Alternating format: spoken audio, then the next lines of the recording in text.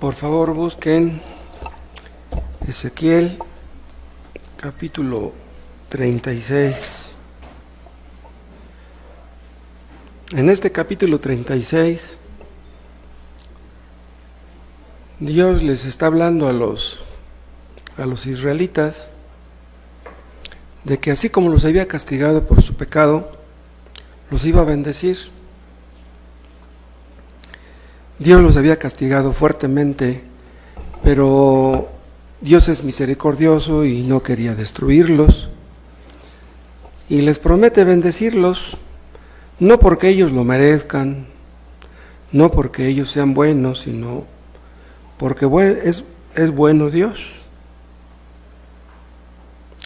Y en los versículos 26 y 27 les promete algo maravilloso. Les dice 36, 26: os daré corazón nuevo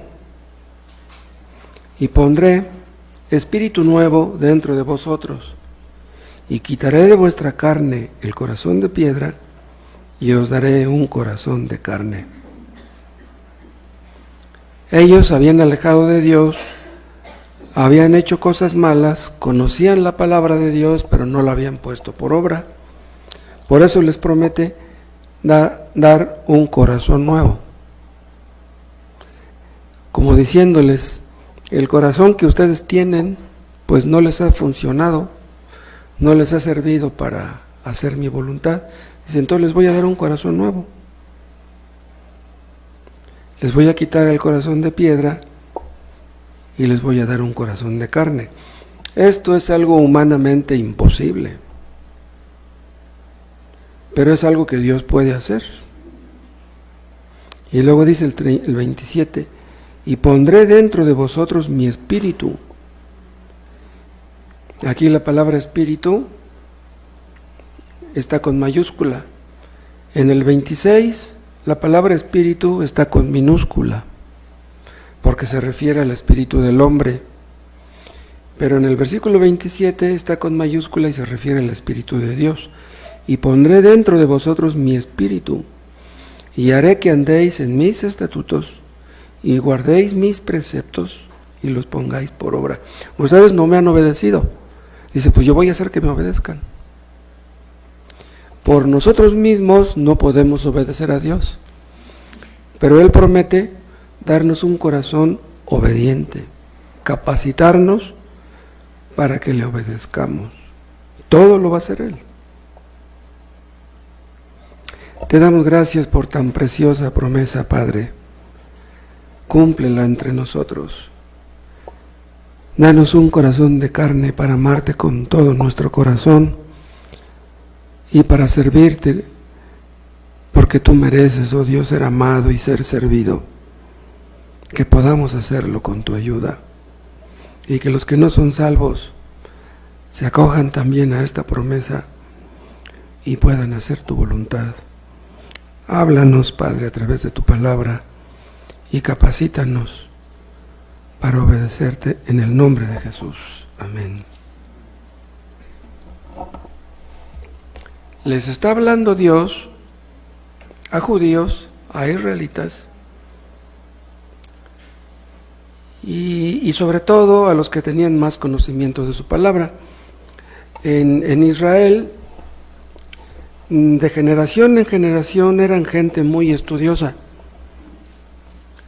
Los padres les inculcaban a sus hijos las cosas de Dios. Ellos tenían la ley, pero no la obedecían. Y es por eso que Dios los castigó en repetidas ocasiones. Tenían la ley, pero cuando leían no entendían. Muchos leen la Biblia y no la entienden. Pero Dios quiere hacernos entender su palabra. Pero ¿por qué los rabinos, por qué los maestros tenían las escrituras y no las entendían? ¿Saben ustedes por qué? Porque no tenían el Espíritu Santo. Una persona que no tiene el Espíritu Santo, aunque lea y lea y lea, no entiende. O puede entender ciertas cosas, pero nada más las de la superficie. Pero las cosas profundas, las que transforman las vidas, las que salvan a las almas, esas son cosas que solamente el Espíritu Santo puede producir. Los judíos conocían la ley, conocían los mandamientos, pero una cosa es conocer los mandamientos y otra muy diferente es obedecerlos. Sin el Espíritu Santo, el hombre no entiende las cosas espirituales, pero el hombre natural no percibe las cosas que son del Espíritu de Dios porque para él son locura y no las puede entender porque se han de discernir espiritualmente. Discernir espiritualmente es discernir con la ayuda del Espíritu Santo. Esto está en 1 Corintios 2:14. El hombre natural, el hombre que no entiende las cosas espirituales, son los hombres que no han nacido de nuevo, los hombres que no son creyentes verdaderos. Y una persona así puede tener muchos años leyendo la Biblia, sin que haya penetrado en los profundos misterios de Dios. Sin el Espíritu Santo no puede uno entender. Entonces el hombre espiritual es el que tiene el Espíritu, el hombre natural es el que no tiene el Espíritu Santo. Una persona puede tener muchos estudios, puede ser felicitado por sus maestros, puede tener diplomas y títulos sin entender las cosas espirituales. Pueden entender mucho, pero las cosas profundas no las entienden. El Espíritu Santo nos ilumina de manera que vamos entendiendo poco a poco. Una persona que lee mucho, con la ayuda de Dios, puede entender mucho. Pero ¿de qué serviría que fuéramos iluminados y que entendiéramos, pero que no obedeciéramos? Dios quiere conducirnos al punto de la obediencia, de la rendición absoluta, de la entrega total. Mientras no ocurra eso, la conversión está en duda. Los hombres no pueden conocer a Dios por medio de la razón. Por medio de la razón podemos entender mucho acerca de Dios, pero no es lo mismo conocer acerca de Dios que conocer a Dios. Son dos cosas muy diferentes. La razón de los hombres puede ser muy iluminada, pero aunque sea iluminada, los profundos misterios de Dios le permanecen ocultos. Ven ustedes el caso de Judas Iscariote. No cabe duda que Judas Iscariote fue muy iluminado. Judas Iscariote entendió mucho. Judas Iscariote predicó el Evangelio. Judas Iscariote hizo milagros. Pero las cosas profundas de Dios nunca las conoció. En una ocasión, Cristo les dice a sus discípulos: ¿quién dicen los hombres que yo soy? Y le dicen, no, pues unos dicen que eres Juan el Bautista, otros dicen que eres esto, otros dicen que eres aquel. Y les dice Jesús, dice, bueno, esa es la opinión que tienen los demás de mí. Ahora, me gustaría saber cuál es la opinión que ustedes tienen de mí. O sea, a Dios le importa más la opinión que tenemos nosotros los creyentes de Él que la que tienen los inconversos.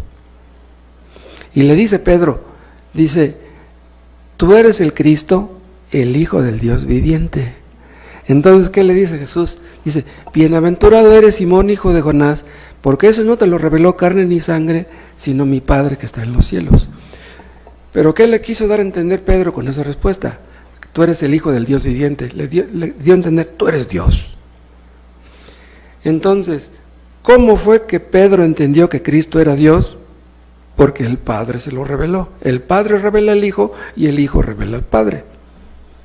Pero ven una cosa, a Judas Iscariote nunca le fue revelado quién fue Jesús.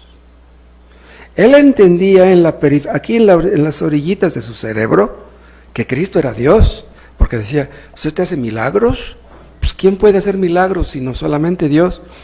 Pero vean, algo entendía acerca de que Cristo era Dios, pero en el fondo de su corazón Judas nunca lo entendió. Nunca le fue revelado en el fondo de su corazón que Cristo era Dios, porque si lo hubiera sabido, no lo hubiera traicionado. Cuando el Espíritu de Dios nos revela, nos muestra quién es Cristo, ¿qué es lo que nos queda? Caer de rodillas delante de Él. No hay nadie como Cristo, Él es Dios. ¿Por qué los fariseos mataron a Cristo? Porque nunca les cayó el 20. Nunca entendieron quién era Él. La razón humana es útil en su esfera. Hay hombres que son muy inteligentes, que entienden de un montón de temas, de un montón de cosas. Pero la razón humana no es muy útil para conducirnos a Dios, para conducirnos a Cristo. Ustedes han escuchado esta doctrina bíblica que se llama la depravación humana, la depravación total. ¿Por qué se llama total? ¿Por qué creemos que la depravación del hombre es total? Porque afecta no solamente la mente, sino que afecta las emociones y entorpece la voluntad. O sea, la depravación hace que la mente no capte las cosas que debiera captar. Entiende la mente humana muchas cosas, pero las más importantes, las que conducen a la vida eterna, no las entiende. O sea, la personalidad entera del ser humano quedó afectada por la caída. Y es por eso que el hombre por sí mismo, el hombre natural, no conoce al Dios verdadero. Ni siquiera puede prepararse para eso. Yo les comentaba el domingo superficialmente, no de ese tema, de ese texto que dice que no es del que quiere ni del que corre. Muchos van al domingo a la basílica. ¿Qué van a buscar esas personas a la basílica? A la catedral. Pues van a buscar que Dios los bendiga. Pues que Dios los bendiga con salud, con prosperidad, porque tienen problemas con sus hijos, tienen problemas de diferentes clases. Entonces, ¿quieren que Dios los bendiga? ¿Pero buscan a Dios realmente? No, a Dios no lo buscan. Quieren bendiciones, pero a Dios no lo buscan. ¿Cómo van a encontrar a Dios si no lo buscan? Entonces, quieren algo de Dios, pero a Dios no. Entonces, ahí pueden ver ustedes en esas personas que su mente está mal, sus emociones están mal y su voluntad los ha llevado a un lugar donde no deberían estar. Supuestamente andan buscando a Dios. Pues es lo que pasa con los testigos de Jehová. Supuestamente andan buscando a Dios, pero lo andan buscando en el lugar equivocado. Pues ¿cómo lo van a encontrar? Sin el Espíritu Santo, la ortodoxia no puede salvar. ¿Qué cosa es la ortodoxia? La doctrina correcta. En otras palabras, las doctrinas correctas, sin el Espíritu Santo, no salvan. Los mejores predicadores, si el Espíritu Santo no interviene y obra en el corazón, en la conciencia de la persona, esas personas no son salvas. Los seminarios bíblicos, los institutos bíblicos, institutos teológicos, enseñan a la gente las cosas de la Biblia, pero las cosas profundas de Dios solamente el Espíritu Santo las puede revelar. Solamente el Espíritu Santo nos puede enseñar las cosas profundas de Dios. Entonces, vean ustedes cuán necesaria es esta promesa del versículo 27 que dice: y pondré dentro de vosotros mi espíritu. Porque si Dios no hace esto, si no pone dentro de nosotros su espíritu, entonces no podremos obedecerle, no podremos poner por obra lo que entendamos. Entonces, ¿de qué sirve entender? En realidad, quien no obedece es como si no entendiera nada. Cristo dijo que enviaría su Espíritu Santo.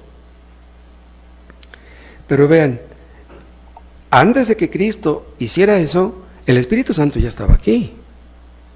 O sea, las cosas que hacían los apóstoles era por el poder del Espíritu Santo. En el Antiguo Testamento vemos al Espíritu Santo obrando de diferentes maneras. El Espíritu Santo obró en la creación. En la creación del universo obró tanto el Padre como el Hijo como el Espíritu Santo. Ahora, Si la vida de Abraham y de Isaac y de Jacob y de Daniel y de José fueron influidas y transformadas, es porque el Espíritu Santo obraba en ellos. O sea, el Espíritu Santo, no crean ustedes que es algo que aprendemos solo de Cristo para acá. No, ya antes se sabía acerca del Espíritu Santo. Pero cuando Cristo dijo, me voy, pero les voy a enviar al Espíritu, habla de algo extra, de algo más grande todavía. Acuérdense ustedes que antes de morir, Cristo le dijo a uno de sus, sopló sobre sus discípulos, sopló sobre ellos y les dijo, recibid el Espíritu Santo. ¿Pero cómo es eso? Sopló sobre ellos, eso está, si no estoy equivocado, en Juan 20. Sopló sobre ellos, pero el día de Pentecostés no fue un soplo. El día de Pentecostés dice que fue como un viento recio, como si fuera un soplido, pero gigantesco. O sea, fue algo a gran escala. Entonces, del día de Pentecostés para acá, el Espíritu Santo vino con un poder inusitado, vamos a decirlo así. Vean ustedes en 1 Corintios, en el capítulo 2,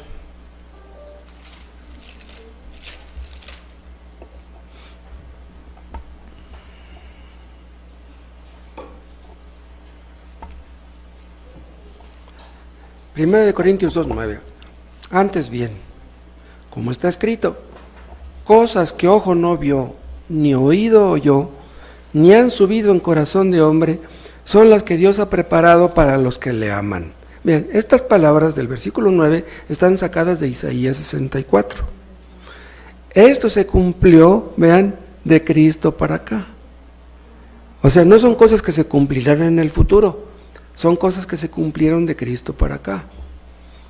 Cosas que ojo no vio, ni oído oyó, ni han subido en corazón de hombre, son las que Dios ha preparado para los que le aman. Dice, pero Dios nos las reveló a nosotros por el Espíritu.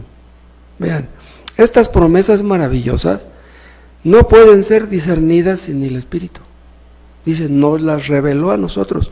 Esas cosas que vienen junto con la creencia en Cristo. Son un montón de bendiciones que tenemos en Cristo. Pero vean lo que dice al final del 10. Porque el Espíritu todo lo escudriña, aún lo profundo de Dios. Ahora, si el Espíritu todo lo escudriña, quiere decir que tiene personalidad. Porque para poder escudriñar se necesita una mente. ¿Sí? Entonces el Espíritu Santo tiene una mente y tiene una voluntad también, o sea, está incluido. En otras palabras, el Espíritu Santo es una persona. ¿Cómo es posible que si el Espíritu Santo está en nosotros, es una persona que está dentro de nosotros, una persona dentro de otra persona? Ahora, estamos leyendo en el capítulo 2, en el versículo 10, pero ven ahora lo que dice el 11. Porque ¿quién de los hombres sabe las cosas del hombre? Sino el espíritu del hombre que está en él. Vean, aquí la palabra espíritu está con minúscula. Se refiere al espíritu del hombre, claro. Dice, ¿quién de los hombres sabe las cosas del hombre? Sino el espíritu del hombre que está en él. O sea, el hombre puede conocer mucho acerca del hombre. ¿Sí? Dice después, así tampoco nadie conoció las cosas de Dios sino el Espíritu de Dios. Vean ustedes la diferencia entre el Espíritu del hombre y el Espíritu de Dios. El Espíritu del hombre puede conocer muchas cosas relacionadas con el hombre, pero las cosas relacionadas con Dios solamente podemos entenderlas por medio del Espíritu Santo obrando en nuestras mentes. Entonces es como quien dice, la mente de Dios influyendo en nuestras mentes. Vean, la mente humana analiza la verdad divina, la superficie, la cáscara. Y es por eso que hay hombres que entienden mucho acerca de Dios. Son iluminados en gran medida. Pero solamente el Espíritu Santo puede penetrar en lo interior. El asunto no es que analices la periferia del cristianismo, la cáscara, no, que te profundices, que la palabra de Dios penetre, que el Espíritu Santo la meta hasta adentro. Y es entonces cuando nuestras emociones son afectadas, Es cuando las lágrimas brotan de nuestros ojos, porque no amamos a Cristo con todo nuestro corazón. Y obran en nuestra voluntad, capacitándonos para hacer lo que a Dios le agrada. Entonces es cuando toda la personalidad es transformada. No te conformes con entender un poco. No te conformes con emocionarte cuando estás leyendo la Biblia. Eso debe de conducirte a la obediencia, al temor, apartarte del pecado. Porque si no haces eso, entonces tu salvación está en duda. ¿Se acuerdan ustedes cuando Dios llamó a este Samuel? Samuel pensó que quien le hablaba era Elí. Entonces corre y le dice, heme aquí, ¿para qué me has hablado? Dice, no, dice, yo no te hablé. Dice, ve y acuéstate. Ya fue y otra vez se acostó. Y otra vez regresa. Dice, ¿para qué me llamaste? No, dice, yo no te llamé.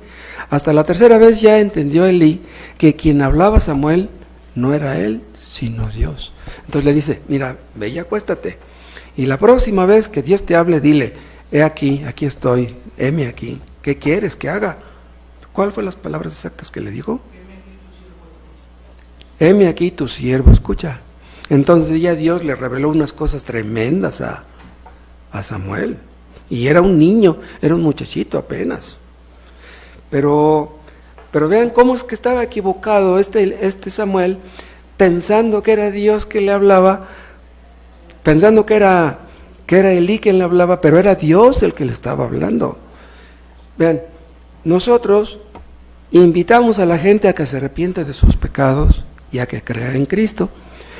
Pero ese llamamiento lo puede escuchar la gente y dice, pues ese es el predicador el que me está hablando a que me arrepiente de mis pecados.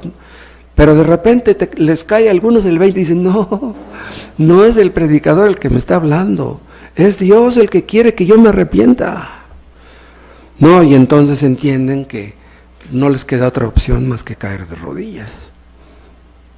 No se trata de que tú caigas de rodillas delante del predicador, debes de caer de rodillas delante de Dios, Él es el que te está hablando. Nosotros cuando estamos escuchando la predicación, escuchamos la voz del predicador, pero el Espíritu Santo abre el oído interno, o sea, el oído externo, digamos, escucha la voz del predicador, pero el oído interno, ese no lo abre el predicador.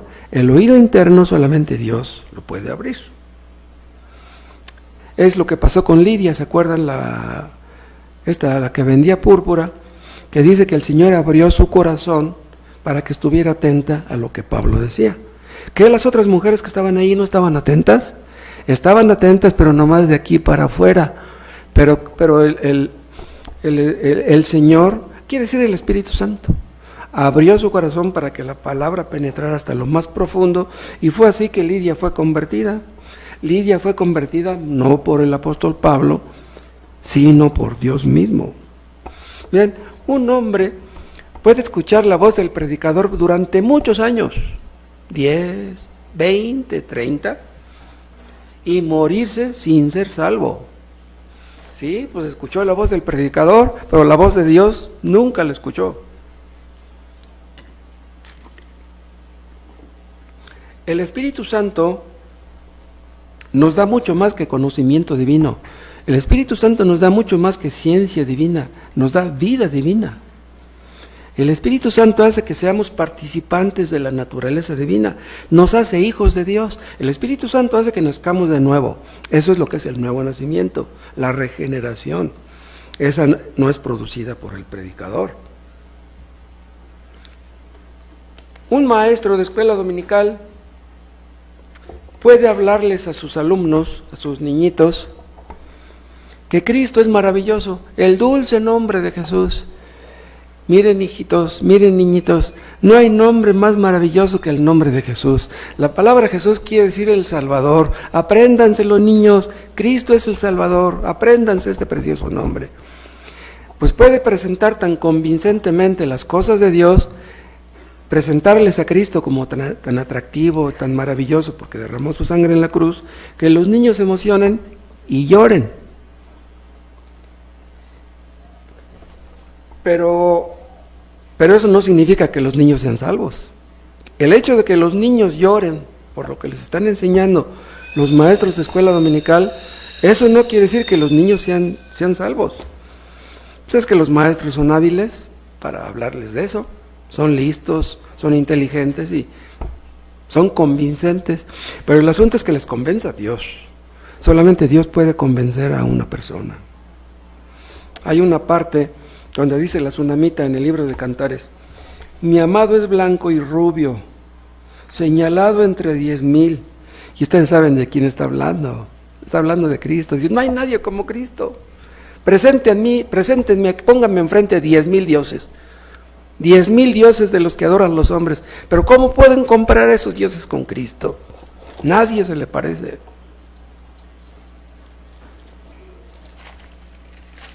Nosotros venimos a escuchar la palabra de Dios. Leemos la palabra de Dios. ¿Por qué? Porque buscamos a Dios. ¿Pero por qué le buscamos? ¿Porque tenemos miedo de ir al infierno? No. Nosotros buscamos a Dios porque le amamos, porque queremos acercarnos a Él. Como dijo Sor Juana, aunque no hubiera cielo, yo te amara, aunque no hubiera infierno, te temiera. Buscamos a Cristo porque Él es lo más importante, porque no hay nadie como Él. En un sentido, los cristianos no tenemos miedo de ir al infierno. Sabemos que Cristo nos libró del infierno. Hemos probado el amor de Dios. Hemos probado el amor de Cristo. Y eso es algo que nos llena, es algo que nos satisface. Habiendo probado otras clases de amores, habiendo probado tantas cosas que satisfacen en este mundo, no hay nada que se compare al amor de Cristo. Si tú conoces a Cristo, si tú sabes quién es Cristo, si tú sabes que tus pecados han sido perdonados, que ruede el mundo. Que ruede el mundo en un sentido. Porque eso no quiere decir, no, pues, me vale lo que ocurre en el mundo. No, sí nos importa. Pero de todas maneras, suceda lo que suceda. Sí, pues murieron ayer 500 en Ucrania. Pues pobre gente, ¿no? Pero pues de todas maneras, estoy en paz con Dios. Eso que está sucediendo en Ucrania, pues no me va a quitar mi paz.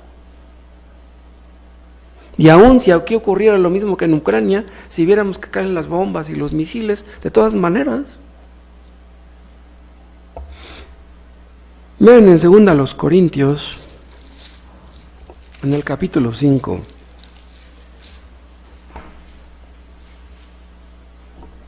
Después de haber sido convertidos, vemos las cosas de una manera muy diferente a como las veíamos antes. Antes nos preocupábamos por esto, nos preocupábamos por lo otro, pero ahora, ¿cómo reaccionamos? Vean 2 Corintios 5, vean lo que dice el 16. De manera que nosotros, los creyentes, de aquí en adelante, a nadie conocemos según la carne. Y aun si a Cristo conocimos según la carne, ya no lo conocemos así. ¿Qué quiere decir esto?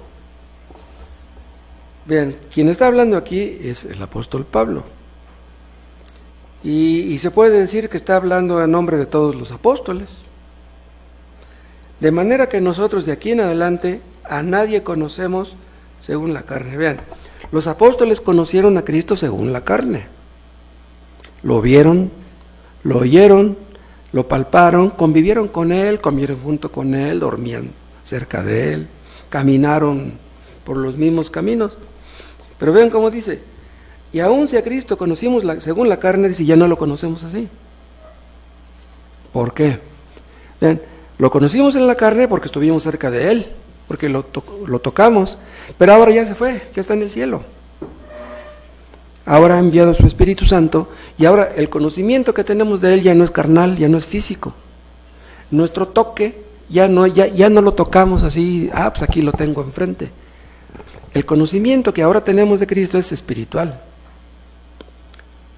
En aquel tiempo, el conocimiento que tenían de ellos era más carnal que espiritual, pero ya cuando Él se fue y envió su Espíritu, las cosas cambiaron. Ahora vean, muchos que anduvieron con Cristo y que lo vieron y que lo tocaron, no fueron salvos.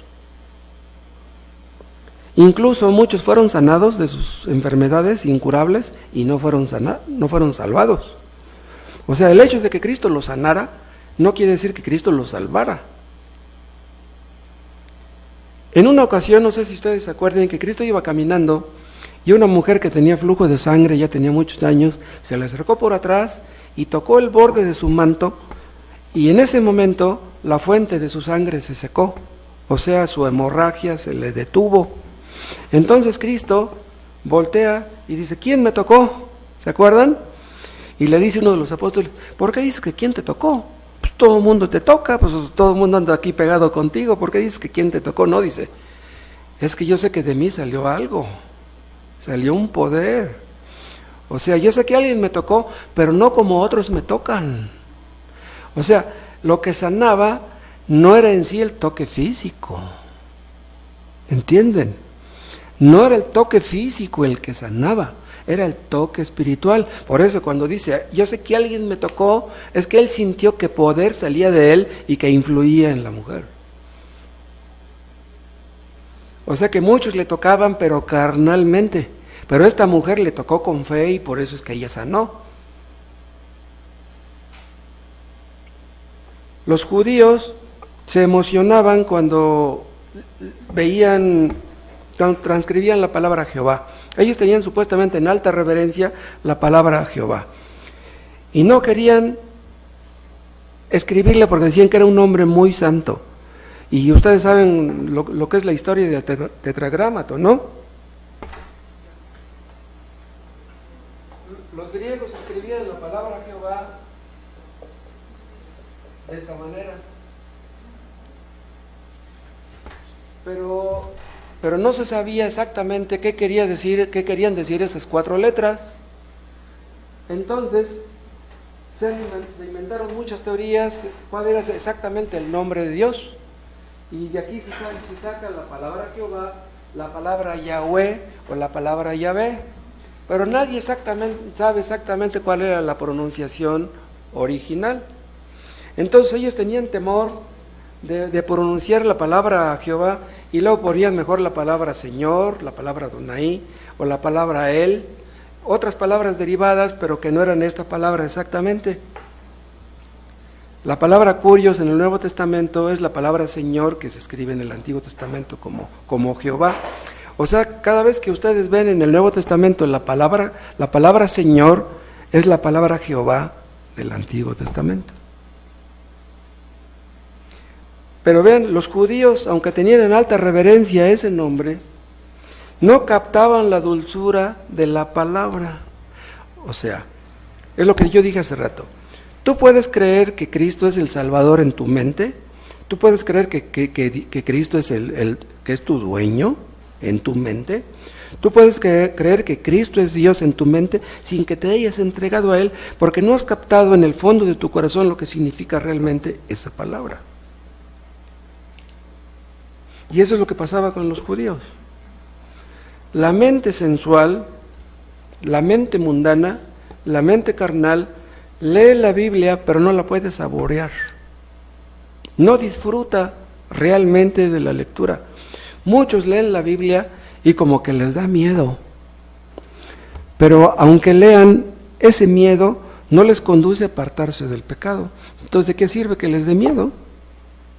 Leen porque les da miedo, o leen por compromiso, o leen porque el día 1 del año dijeron, en todo el año tengo que hacer un plan de lectura y voy a leer la Biblia durante todo el año. Otros tal vez lean la Biblia para creer que saben, o para pensar que saben, o para presumir a otros que han leído, etc. Tal vez lean para calmar su conciencia, para no sentirse mal de que no leen, pero el asunto es que no leen porque amen a Cristo. No leen porque amen a Dios. Hubo hombres que escribieron muchos libros acerca de Dios y que nunca conocieron a Dios. ¡Qué tremendo! Nunca fueron salvos. Y eso es porque la Biblia es un libro que está en clave para la mente natural. O sea, la Biblia está escrita de una manera que si tú no te arrepientes de todo tu corazón de tus pecados, tú no entiendes bien la Biblia. El conocimiento espiritual es dado por una visitación del Espíritu, una visitación especial. El Espíritu Santo que obra en ti para que entiendas las profundidades de la palabra. Entonces, la doctrina correcta no basta. Se necesita la iluminación del Espíritu Santo y algo más aparte también.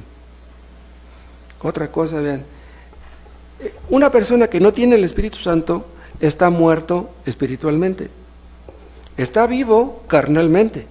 Está vivo para lo malo, pero para lo bueno está muerto. No puede hacer obras que agraden a Dios. Un católico va a misa el domingo y da una limosna, deja ahí 100 pesos de limosna y lleva unas flores, una veladora. ¿A Dios le gusta eso? ¿A Dios le agrada eso? ¿Qué se ganan con hacer eso? Están muertos, pero ellos creen que están vivos. Sin el Espíritu Santo, el hombre es contrario a las cosas santas. Vean, es contrario, no neutral. Véanlo en Romanos 8.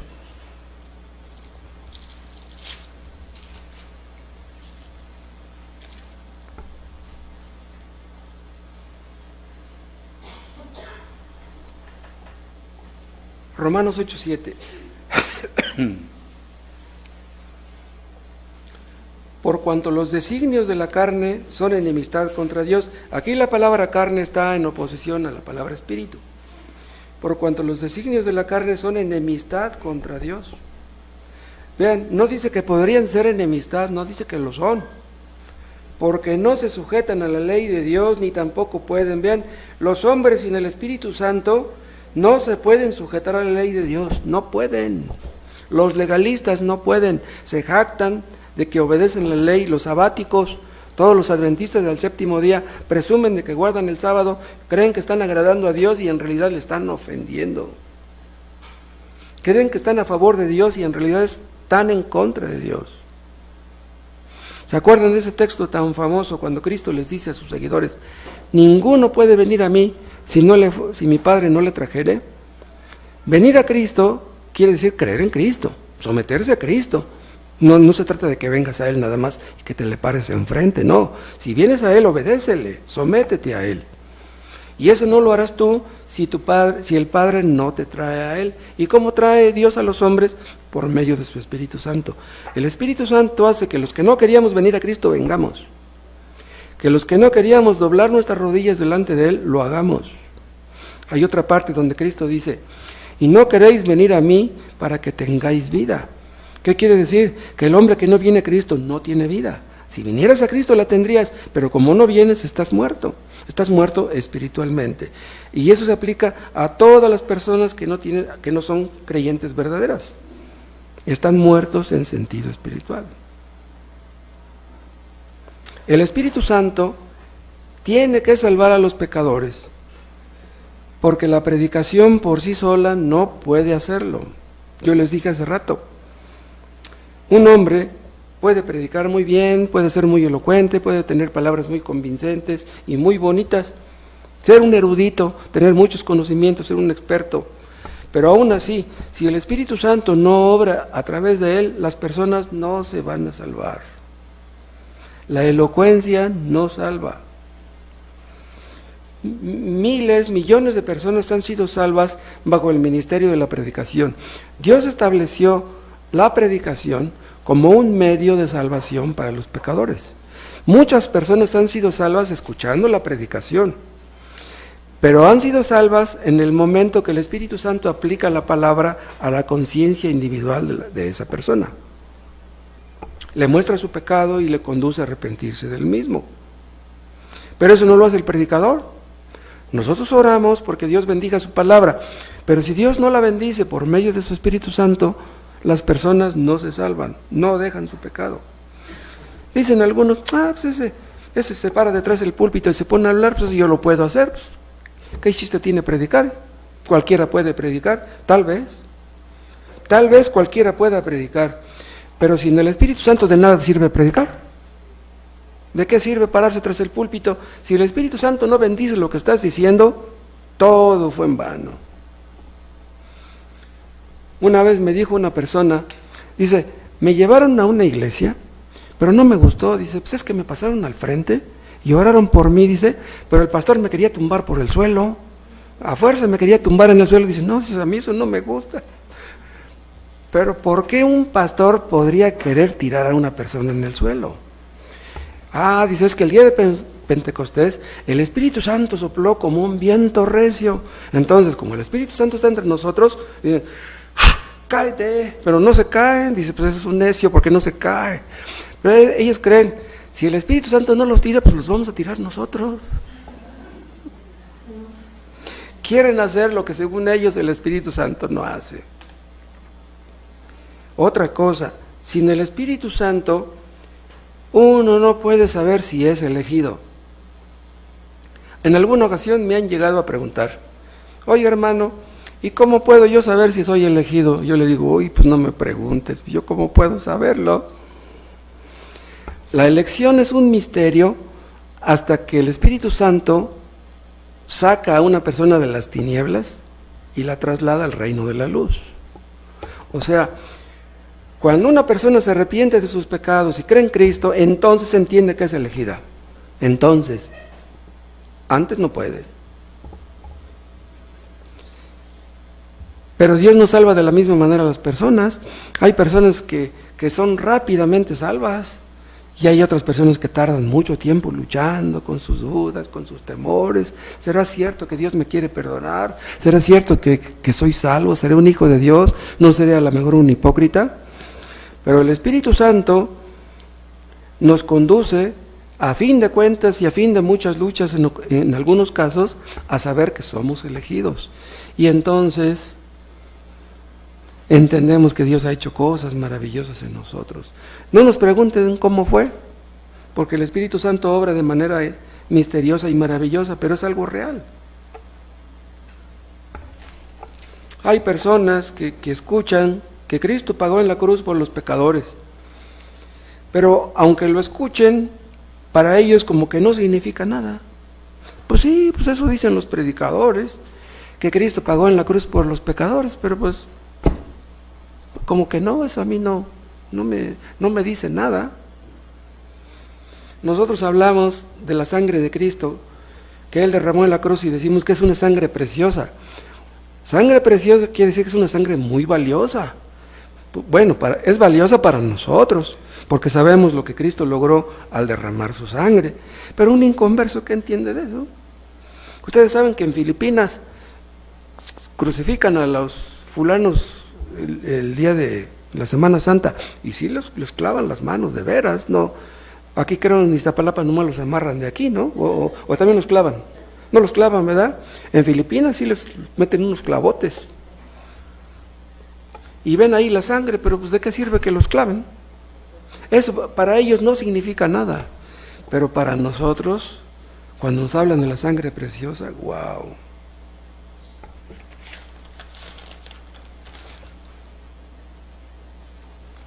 Hay un texto que dice, mirad a mí y sed salvos todos los términos de la tierra.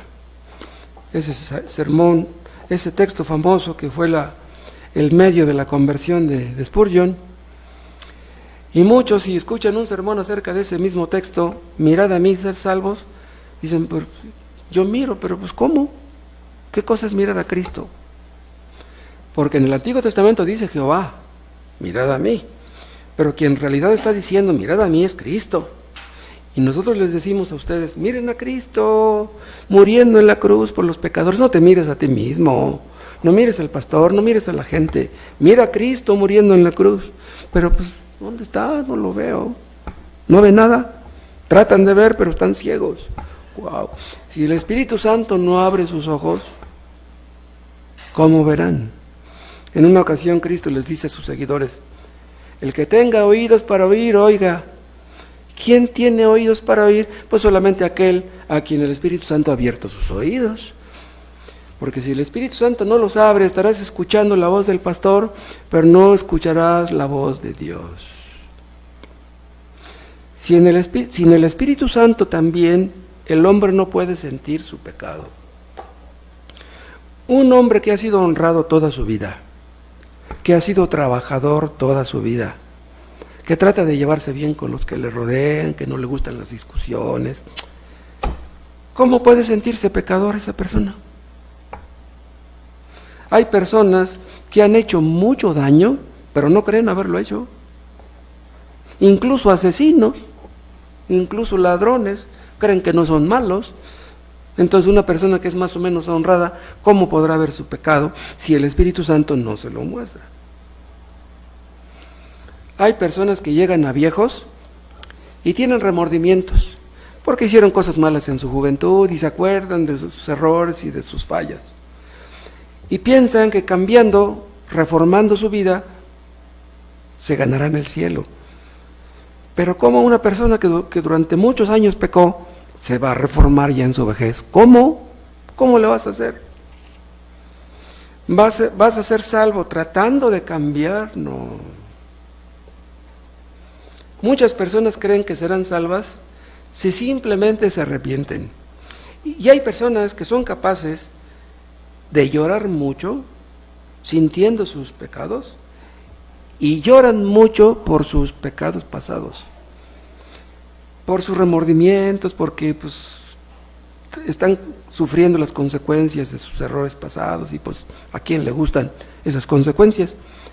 Esas personas que lloran por sus pecados pasados, ¿es garantía de que son salvas? No. La persona que es salva no necesita nada más arrepentirse, necesita la fe en Cristo. Un budista, recordando sus errores pasados, pues tal vez llore mucho, pero ¿cómo un budista va a confiar en Cristo? Si tú no pones tu fe en Cristo, si tú no descansas en lo que Cristo hizo en la cruz, tu arrepentimiento no es arrepentimiento, tus lágrimas no sirven de nada. El arrepentimiento y la fe deben de venir juntos. Cuando tú te arrepientes de tus pecados, el Espíritu Santo te muestra a Cristo. Ahí está la solución. La solución no está en tu arrepentimiento, está en Cristo. El arrepentimiento debe de conducirte al que te va a limpiar por dentro. El Espíritu Santo aplica la sangre de Cristo. Y es entonces cuando tú confías en Él.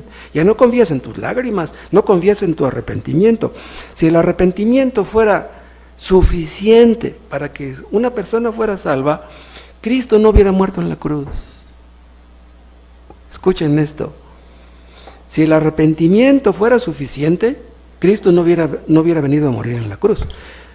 ¿Por qué los fariseos y los judíos, los israelitas, llevaban sus sacrificios al templo, sus corderos, para ser sacrificados? Porque supuestamente tenían remordimientos, reconocían que habían ofendido a Dios. ¿Eso les garantizaba la salvación? No. Ellos necesitaban confiar en lo que el cordero representaba, no en lo que el cordero hacía. Sí, pues derramaban la sangre del cordero, mataban al cordero, y el sacerdote agarraba un palito con una puntita de algodón, lo llenaba de sangre y le decía así a los que estaban ahí, rociaba la sangre del cordero a la persona. Pero eso bastaba, eso significaba, eso tipificaba lo que Cristo haría. Necesitas tú que el Espíritu Santo aplique esa sangre a ti. Que Cristo derramó su sangre por ti. Que tú eres el que has ofendido a Dios, no es el pobre cordero, eres tú el culpable. Tú eres el que merece la muerte, no es ese pobre cordero. No es Cristo el que merecía la muerte, éramos nosotros. Somos perdonados porque Cristo murió por nosotros. Yo era el que merecía haber muerto, no Él. Sin el Espíritu Santo, el hombre no puede sentir su pecado. El hipócrita se siente contento, porque ya fue al culto. Yo ya fui al culto, yo ya di mi ofrenda, yo ya estoy bien. ¿Qué más puede pedirme Dios? Entonces, se van de aquí y hacen en su casa barbaridad y media porque creen que ya Dios los perdonó. Pobres. Lo que necesitamos es confiar en la justicia de Cristo. Él era justo, nosotros no lo somos. En nosotros mismos nunca lo seremos. En nosotros mismos siempre seremos pecadores.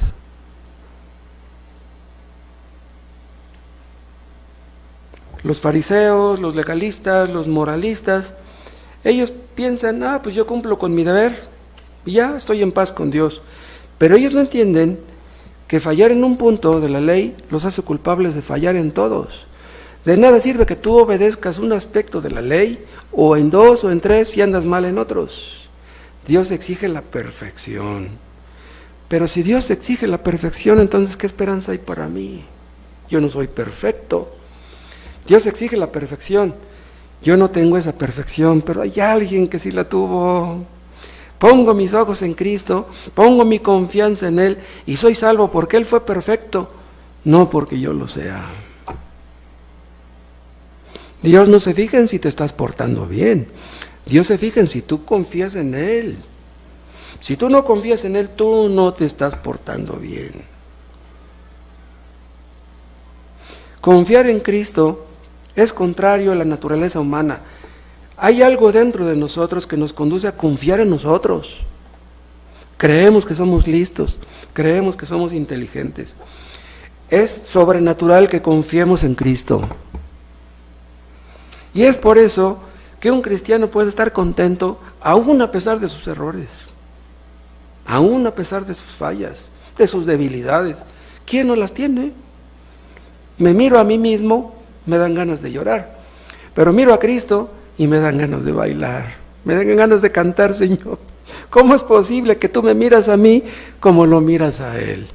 Me amas a mí como lo amas a Él. Los creyentes verdaderos confían en Cristo, confían en Dios, en medio de la aflicción, aún cerca de la muerte, aún si los matan, perseveran, pase lo que pase. Eso es sobrenatural, eso es algo que solamente el Espíritu Santo puede hacer. ¿En qué se gozan los inconversos? En que tienen dinero, en que tienen una casa, que tienen salud, en que tienen hijos y que están sanos.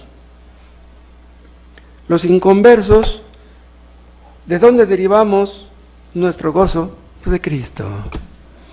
Porque si deriváramos nuestro gozo, nuestra alegría de nuestras posesiones, pues todo lo vamos a perder. La salud la vamos a perder. La casa, pues un día la vamos a dejar. Nuestros seres queridos pues, se nos pueden morir en cualquier momento. Nosotros mismos, no, los creyentes nos gozamos en Cristo.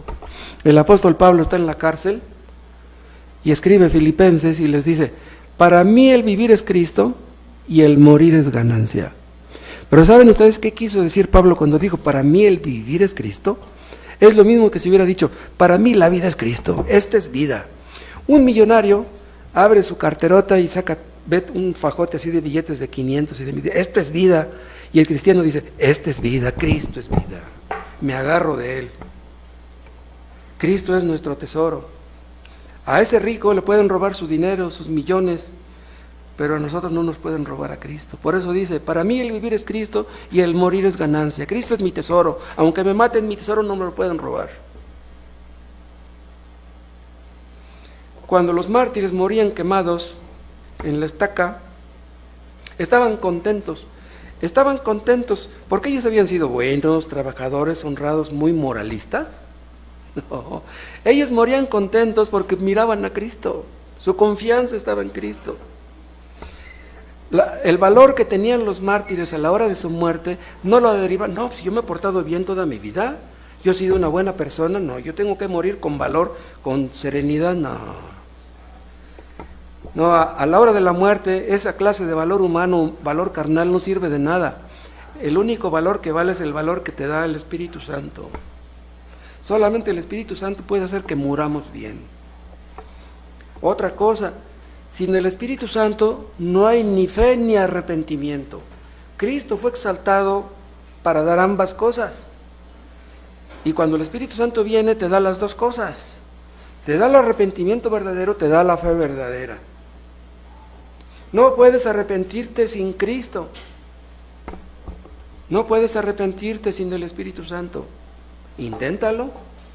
Trata de arrepentirte de tu pecado y dejar tu pecado sin la ayuda del Espíritu Santo y no puedes. Imagínense que cuando arrestaron a Cristo y ya lo iban a llevar a la cruz, les hubiera dicho a todos, hey, miren, arrepiéntanse, eso es lo único que yo les pido a ustedes, arrepiéntanse, y yo me encargo del resto. Pero ¿cómo podemos arrepentirnos sin el Espíritu Santo? No se puede. Yo fui católico algunos años Y yo iba con el sacerdote a confesarme, y yo era honesto, yo tenía en ese tiempo como 13, 14, 15 años. Yo era un buen muchachito. ¿Y qué creen? Que en un papel escribía mis travesuras y yo decía, cuando esté con el sacerdote le voy a decir toda la listota. No, yo cuando salía de la basílica después de haberme confesado, sentía como que flotaba. Ay, ya no más falta que me vaya para arriba. Me sorprende que cuando yo iba caminando por el atrio de la basílica, no se abrió la tierra y me tragó, de veras.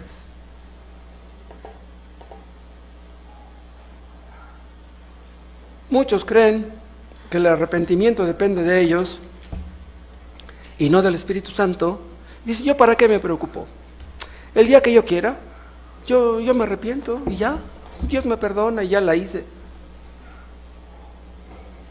Pero no, sin el Espíritu Santo nadie puede arrepentirse.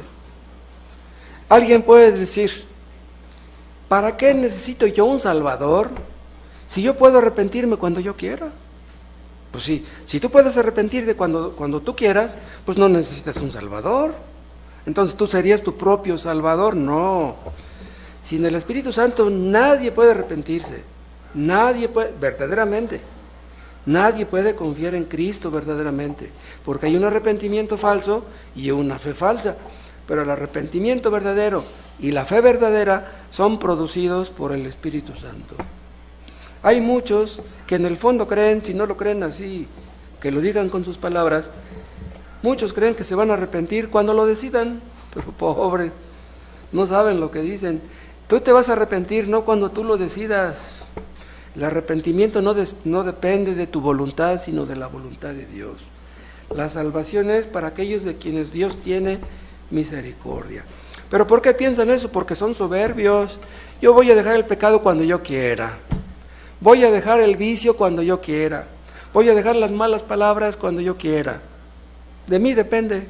Y de mí depende ir al cielo. Estás muy equivocado. Dicen algunos viejos, les hablan del Evangelio y dicen, no, a mí no me hables de eso. Eso es para los jóvenes. Y luego les hablan a los jóvenes, no, eso no me digas a mí, eso es para los viejos. Y total que unos posponen el arrepentimiento, posponen la fe y no saben de todas maneras. Sin el Espíritu Santo no vas a hacer ni una cosa ni la otra. Sin el Espíritu Santo no podemos orar. Sin el Espíritu Santo leer no nos aprovecha. Sin el Espíritu Santo no podemos testificar verdaderamente. Sin el Espíritu Santo no podemos consolar a un afligido, hablarle a un enfermo. Si no tienes el Espíritu Santo, no eres creyente. Si no tienes el Espíritu Santo, no le perteneces a Cristo. ¿Tienes el Espíritu Santo? Tal vez seas una buena persona. Tal vez no seas un ladrón, tal vez no seas esto, no seas lo otro.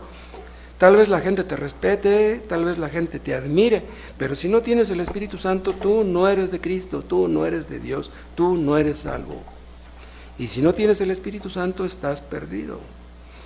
Y lo peor que podría sucederte es que creyeras que tienes el Espíritu Santo cuando no lo tengas. Si no tienes el Espíritu Santo, ve a tu casa.